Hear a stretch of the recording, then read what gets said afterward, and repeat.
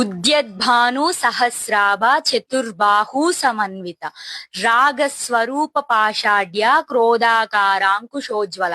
ఉద్యద్భాను, ఒక్క సూర్యుడి యొక్క కాంతే ఎంతో మహోన్నతంగా ప్రజ్వలంగా ఉంటే, సహస్ర అంటే 1000 సూర్యుల యొక్క కాంతి ఎలా ఉంటుందో మన శ్రీమాత యొక్క కాంతి అలా ఉంటుందండి.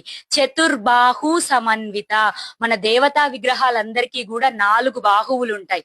ఎందుకంట, 4 దిక్కుల నుంచి ఏ కష్టం వచ్చినా నేనున్నాను అని చెప్పడానికి మన దేవతా విగ్రహాలందరికీ కూడా 4 బాహువులు ఉంటాయి.